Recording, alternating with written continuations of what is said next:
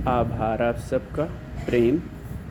सावन के इस पवित्र दिन पर भगवान शिव जी को जो ये समर्पित समय है, दिन है, उस पर आज फिर हम कुछ चर्चा करेंगे। और चर्चा करने से पहले मैंने एक कहानी सुनी है, उसकी बात करते हैं। नसरुद्दीन नाम का एक व्यक्ति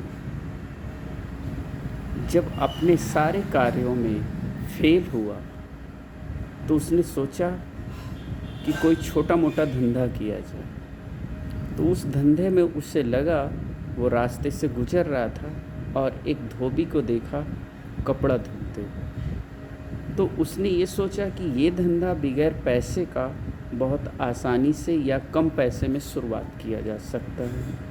तो उसने कपड़े धोने के व्यवसाय को शुरू करने के लिए उसे आवश्यकता हुई, जैसा पहले लोग करते थे, कि एक गधे को खरीदते थे। तो उसने बहुत अपने घर जाकर देखा और जो पैसे थे वो पैसे लेकर बाज़ार में गया और गधा खरीदने के लिए, क्योंकि गधा होगा तभी तो कपड़े लाद के वो ले आएगा, ले जाएगा।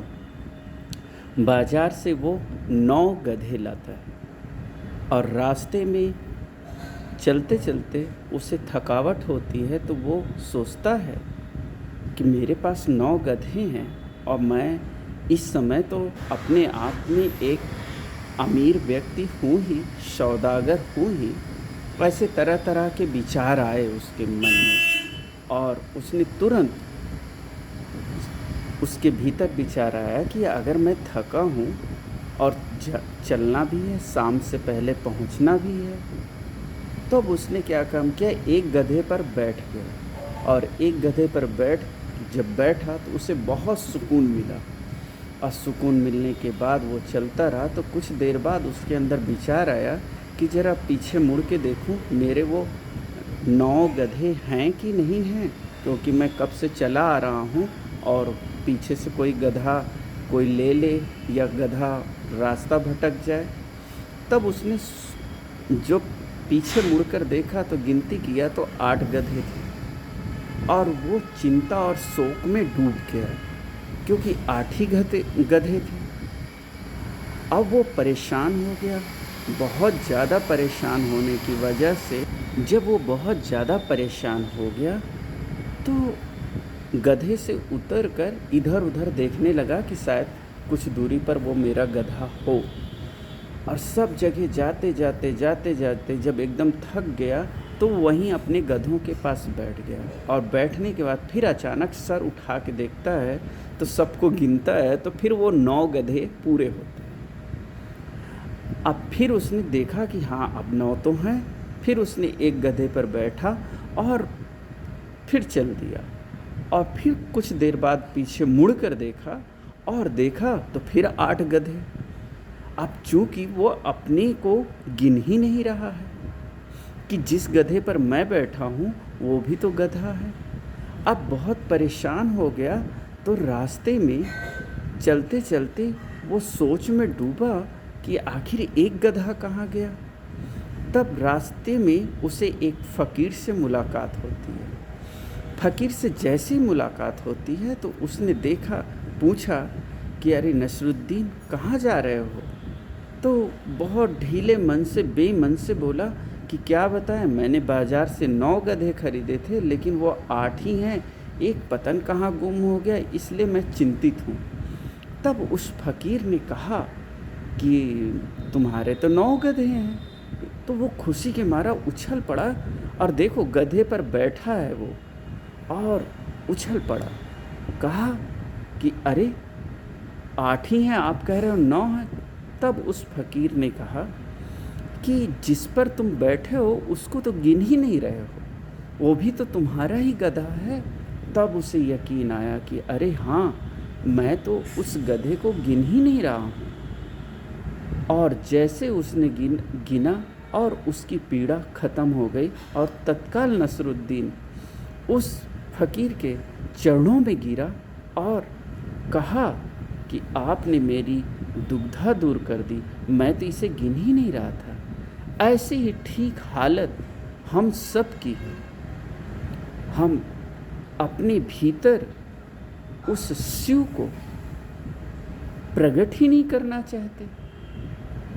हमारे भीतर वो शिव है, वो शिव तत्व है, उनकी कृपा है, उनकी महिमा है, उनकी छवि है, और हम उसे अपने भीतर न प्रकट करना चाहते हैं और न देखना चाहते हैं। प्रकट क्या, वो आपके भीतर ही है, आपको केवल भीतर जाना है। पर ना समझी ये है कि हम बाहर सब जगह ढूंढ रहे हैं, लेकिन हम अपने भीतर नहीं जा रहे हैं। आपको शायद वक्त मिले तो सोचो, आप जो जिंदा हो वो किसकी कृपा से? क्योंकि भगवान शिव जी को विनाश का महाकाल भी कहा गया है, यानी मृत्यु का देवता भी कहा गया है। तो अगर वो आप हो तो उनकी कृपा से ही हो। अगर वो चाहें तो आपको अभी मार दें, क्योंकि वो संहार करता देवता है। तो आप बाहर भी जाएं, लेकिन भीतर भी देखें कि वो पूरा परमात्मा आपके भीतर भी है। और अपनी मन से जो आपने उनको पूजने का भ्रम पाल रखा है, उसे छोड़ना होगा, तभी आप भीतर जा पाएंगे। क्योंकि भगवान शिव का अर्थ है कि वो पूरी प्रकृति का संरक्षण करते हैं, पूरी प्रकृति से प्रेम करते हैं, पूरी प्रकृति को स्वीकार करते हैं और उनको सजा कर रखते हैं। तो आप भी जिस दिन इस पूरे प्रकृति को भगवान शिव जी की कृपा मानकर, भगवान शिव जी की जीवन मानकर, उनका वरदान मानकर आप इस पूरे प्रकृति को संजोएंगे, सहायता करेंगे, सजाएंगे, उसके साथ बैठेंगे, उसे उजाड़ेंगे नहीं, कहने का तात्पर्य है, तो आप पाओगे कि वो जो शिव है वो एक दिन आप में है और वो प्रकट हो जाएगा। क्योंकि याद रखना, मनुष्य में ऐसी कोई शक्ति कभी नहीं आ सकती कि वो परमात्मा को विवश कर दे प्रकट करने के लिए। पर अगर वो परमात्मा की बनाई हुई सृष्टि को स्वीकार कर ले, प्रेम करे जितना वो भगवान प्रेम करते हैं, तो एक दिन वो परमात्मा आपके भीतर प्रकट हो जाएंगे, अपनी मौजूदगी बता देंगे, उसमें कोई दो राय नहीं। एकदम शांत मन से। और कोई भी देवी देवता जिसे आप परमात्मा कहते हो, वो तभी आपके भीतर प्रकट होगा जब आप शांत होगे, जब आप करने के भाव से मुक्त होगे। करने का जो अहंकार है, पाने का जो अहंकार है, वो आपको कुछ भी करने नहीं देता। क्योंकि आप अपने अहंकार से कुछ भी करोगे, चाहे प्रार्थना करो, इबादत करो, पूजा करो, प्रे करो, कुछ भी करो, वो अधूरा ही रहेगा। क्योंकि आपको भीतर पता है कि हम इससे भगवान को प्रकट कर लेंगे। इसलिए अपने भीतर से पहले ये अहंकार छोड़ दें कि मैं उसे प्रकट कर लूँगा, बल्कि इस श्रद्धा और प्रेम से अपने आप को सरल बनाएं कि वो उसने मुझे जीवन दिया है और वो मेरे साथ है, मेरे भीतर भी है, और मैं उसे स्वीकार करता हूँ। इसके अलावा मुझे और कुछ भी नहीं पता, कोई ज्ञान नहीं है। जिस दिन अपने सारे ज्ञान को आप छोड़ दोगे कि मुझे कुछ ज्ञान नहीं है, जो है उसकी कृपा से ये ज्ञान है, उसी दिन वो शिव प्रकट हो जाएंगे। क्योंकि मैंने पहले कहा, ऋषियों ने भी कहा कि भगवान शिव विनाश के, मृत्यु के, प्रलय के यानी सरल शब्दों में कहें तो वो हर चीज़ को जो बदल रहा है वो उनकी कृपा से ही बदल रहा है। तो आपको बदलना होगा, और बदलाहट क्या है? वो सरलता, वो सज्जनता। और बदलाहट यही है कि कुछ क्षण के लिए, कुछ घंटे के लिए, केवल मात्र आप 1 घंटे दे दीजिए, और उस 1 घंटे में केवल आप अपने आप को सब छोड़ दें। यहाँ तक कि मैं शरीर भी नहीं हूँ, विचार भी नहीं हूँ, बुद्धि भी नहीं हूँ, ज्ञान भी नहीं हूँ, सब कुछ छोड़ दें। तो वो जो जीवन है, जो शिव तत्व है, वो आपके भीतर प्रकट हो जाएगा। और एक बात अच्छे से ध्यान रख लें कि वो तभी प्रकट होगा जब आप उसे सब कुछ सौंप दोगे। और क्या सौंपना है? अपना दम्भ, अपना अहंकार, अपना अभिमान कि हम ये करके पा लेंगे। आप कर कर के थक गए हो, फिर भी उसे सौंप नहीं रहे हो कि ये ज्ञान,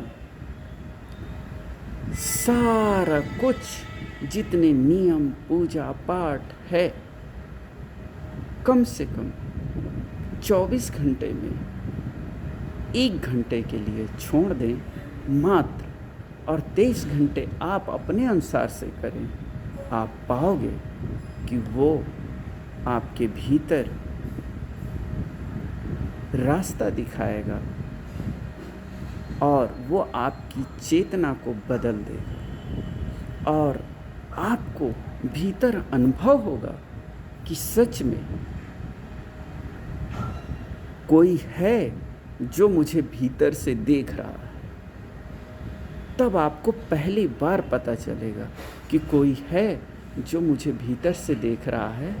और जिस दिन ये आपको ख्याल आ जाए कि मैं नहीं हूँ, वो ही है, और सच में आप नहीं हो, आपका क्या बस है कि आप एक सांस ज़्यादा ले लें, आपका क्या बस है कि आप एक दिन ज़्यादा जी लें, यहाँ तक कि आपका क्या बस है कि आप अपने अनुसार से कुछ कर लें, या आपके अनुसार से कुछ हो जाए। अगर आपके अनुसार से कुछ हो जाता तो आप कल की उम्मीद क्यों करते कि आज जो बचा है कल कर लेंगे? आप सोचिए, अगर आपके अनुसार से कुछ हो गया होता तो आप कल की उम्मीद क्यों करते कि जो आज बच गया है उसे हम कल कर लेंगे? अगर ये ख्याल आ जाए तो आप उस शिव को,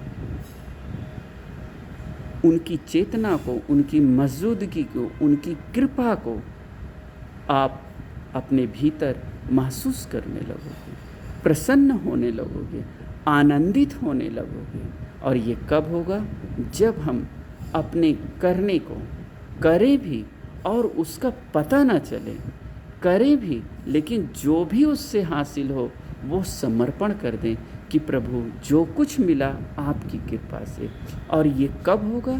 आप जब भी कुछ करें तो भाव यही रहे कि प्रभु सिर्फ आपकी कृपा से आपका ही काम मैं कर रहा हूँ। तो जब आप सब प्रभु के लिए करोगे, उस शिव के लिए करोगे, तो आप देखोगे कि वो उनकी कृपा, उनका प्रेम, उनका प्रागट्य, उनका प्रगटीकरण, उनका आशीर्वाद आप में प्रसन्नता, आनंद, प्रेम बनकर फैलने लगेगा। क्योंकि ये संपूर्ण प्रकृति उनकी कृपा से फैली हुई है, और जब चाहें वो इसे बदल दें। तो बदलने का जो काम है, जो कृपा है, वही, उसी का नाम है शिव तत्व, शिव। और एक बात का ध्यान रखें, अगर एक फूल से काम बन जाए तो 1000 फूल ना तोड़ें। क्योंकि परमात्मा ने इस प्रकृति को सजाया है और ये फूल, ये सुगंध इस प्रकृति का हिस्सा है। अगर आप जितना कम फूल तोड़ेंगे उतनी ज़्यादा उसकी सुगंध कल तक रहेगी, और आप आज ही जिस पुष्प को तोड़ लिए उसकी सुगंध आज ही गायब हो जाती है, वो सड़ जाता है। इस कारण से आप उसकी कृपा यदि पाना चाहते हैं तो प्रकृति की जितने में आवश्यकताएं पूरी हो जाए उतने के बाद आप उसे कल के लिए रहने दें। अंधों की तरह, अंधी आस्था की तरह जितना मिले उतना ही सब तोड़कर बर्बाद ना करें, क्योंकि कल आप भी रहोगी, आने वाली पीढ़ियां भी रहेंगी, उनके लिए भी रखें।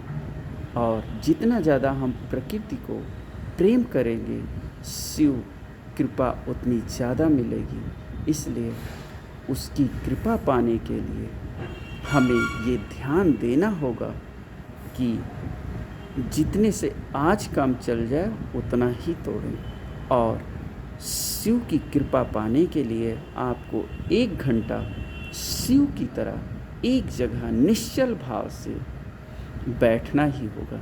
जैसा पहले मैंने कहा था, फिर कह रहा हूँ कि बस अपने सारी जानकारियों को रखकर समर्पण करके 1 घंटा बैठें और आप देखोगे वो सारी चीज़ें अपने आप सुधरने लगेगी और वो अपने आप आपके जीवन में घटित होने लगेगा। आभार, प्रेम।